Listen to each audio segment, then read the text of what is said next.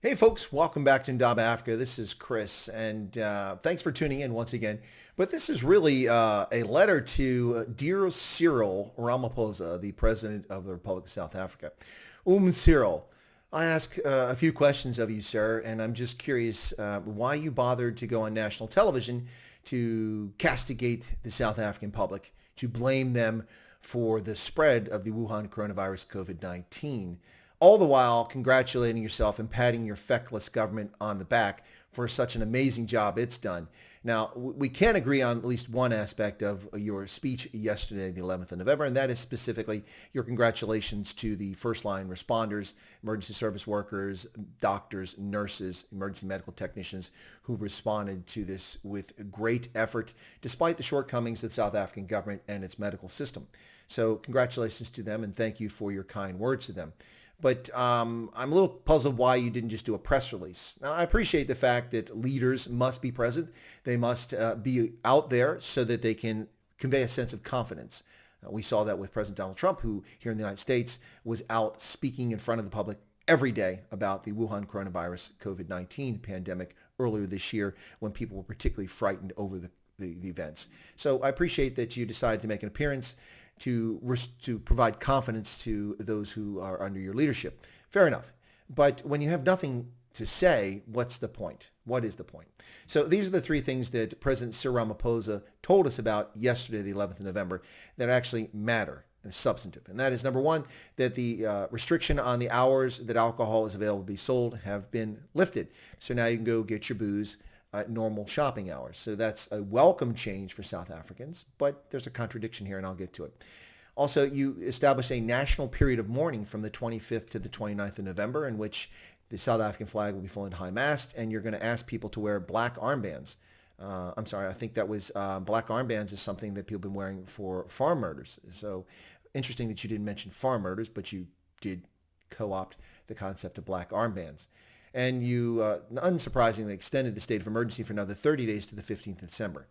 So why are these contradictory things? Okay, what I mean by contradictory is if the plague is raging out of control and you're chastising South Africans for being responsible for it by telling them that they've gone to gatherings and they're spreading it, they're being irresponsible, why are you lifting the alcohol restrictions and letting alcohol be sold at all normal hours? That seems to be in stark contradiction to the fact you're saying that the thing is out of control.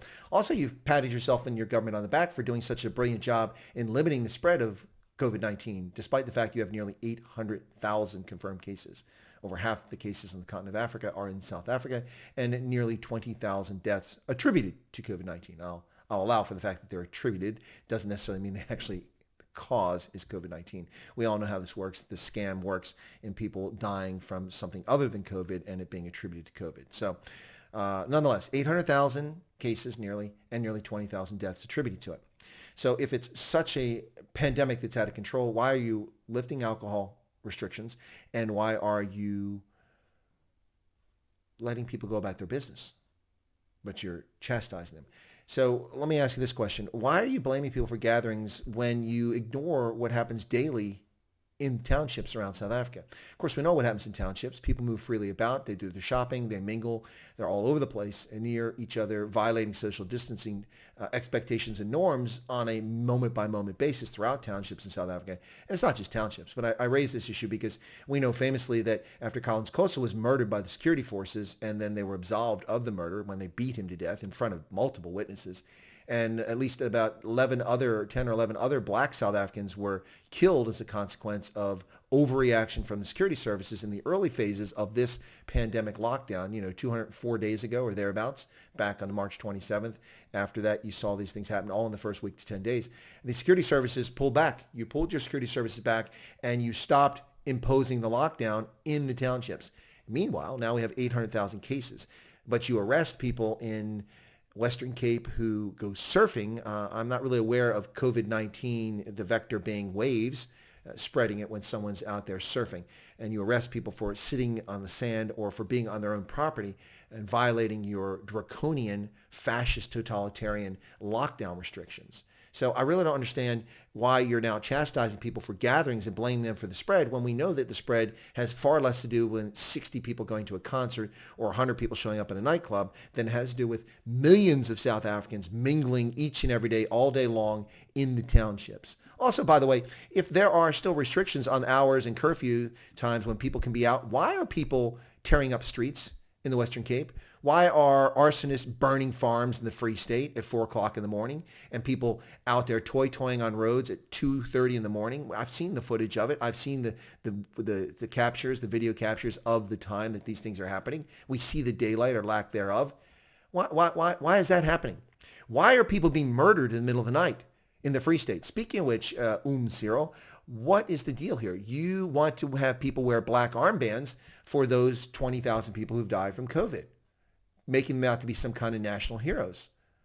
Are they any more important than the thousands of South Africans since March who've died as a consequence of HIV from AIDS-related illnesses? Or the thousands of South Africans who've died from tuberculosis since then?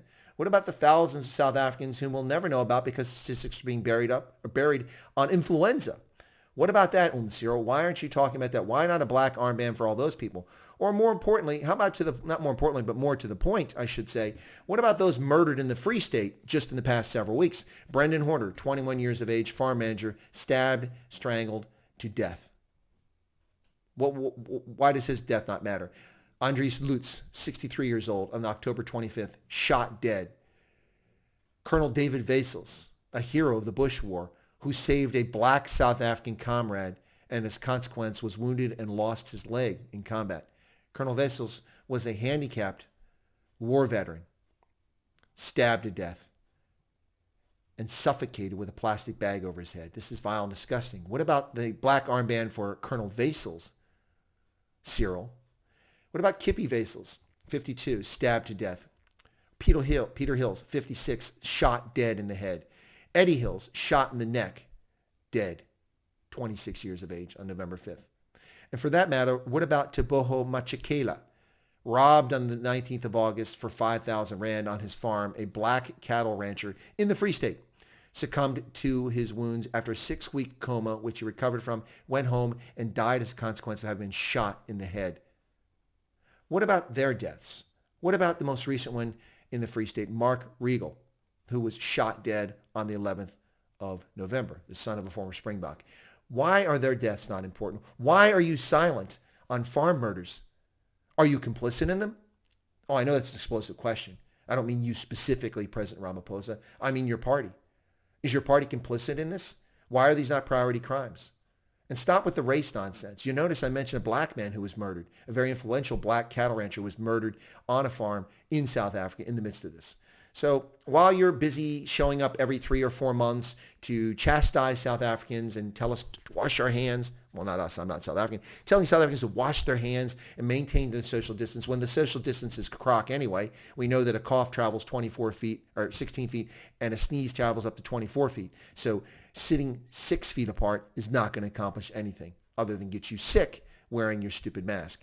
So, Cyril, dear Cyril, dear Cyril, why bother?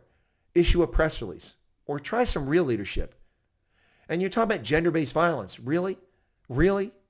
You're not serious about it. All you've done is talk about it. And you want the 4 days of the National Mourning to be about gender-based violence? I notice how you turned that around. Suddenly it was about COVID victims. I think you misread your own speech. Any one of us can read the words you had on a piece of paper. Nothing came from you directly. That's unfortunate, and that's a lack of leadership. So I ask you this, President Ramaphosa. Instead of your window dressing, empty virtue signaling of a national period of mourning for those who've died from COVID-19, don't call them victims. They've died from COVID-19, just like people die from influenza, HIV, and other causes. People die. How about you have a national period of mourning for the 60 South Africans murdered every day, most of whom are black, or for those killed on farms in South Africa, most of whom are white, but they're not exclusively white. How about that? What about the poor victims of cash and transit heist who've done nothing other than take a low-paying job to move cash from one place to a bank and get shot in the back of the head like sheep? Cyril, it's time for you to get your act together. Well, folks, if you're not a subscriber to Chris White Africa, I ask you to take a moment to subscribe by pushing the subscription button right down there. Be sure to toggle the bell icon to get notified of my updates. Leave a comment if you'd like, and be sure to push the like button. Thank you very much. God bless and have a good day.